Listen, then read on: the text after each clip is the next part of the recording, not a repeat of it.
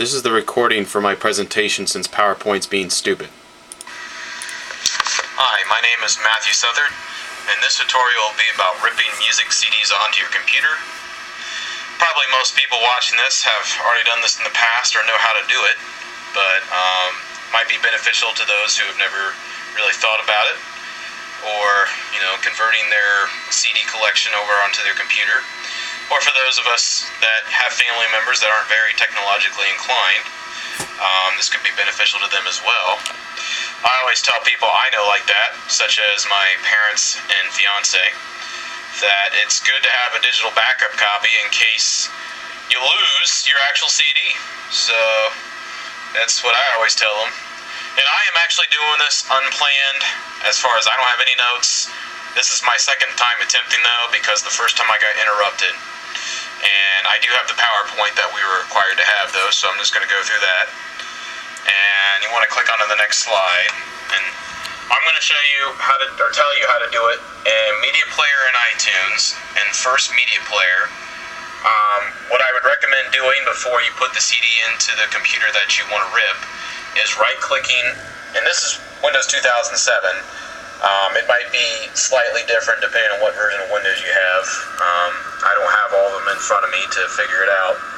But basically, you want to go to the Tools section and Options, where I have that screenshot here of those two. And go ahead and click onto the next slide.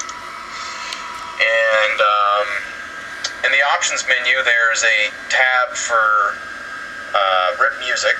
You want to highlight that and go down to the format. The default is Windows Media Audio. Now you can keep it that way, but I highly suggest changing it to MP3.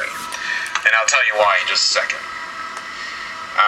Change that to MP3 and click OK and get out of the Options menu. And basically when you put in your music CD, it might just start playing, but you want to hit stop. And there should be a menu bar up top for where it says to rip music or something like that. In Windows 2007 it just says rip music, I know. And basically select that option and tell it where to rip it to. And it'll rip your tracks from your music CD onto your computer for you, so it should be putting it in its own separate folder too, which is pretty nice if you're browsing your digital music and you want them in separate folders.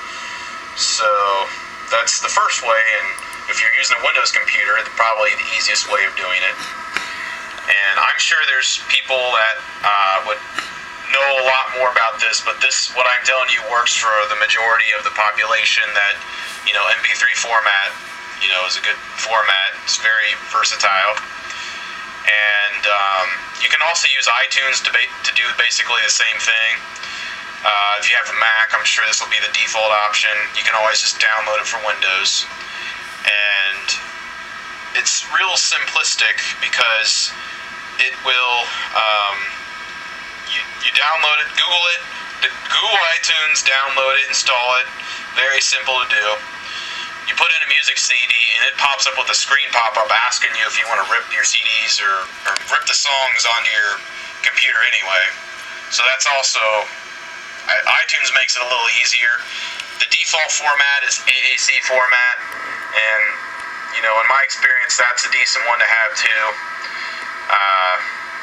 Some of the people in the class might be a little bit more proficient in this area than I am. I'm by no means an audio enthusiast, but the main reason I told you to switch it from Windows Media Audio to MP3 is so many MP3 players and smartphones don't support Windows Media Audio. And if you do what I did when I first didn't, and you didn't do that, you now have all of your CD collection in Windows Media Audio. And I'm not going to tell you how to convert it from that to MP3 or whatever, but you can use iTunes for it.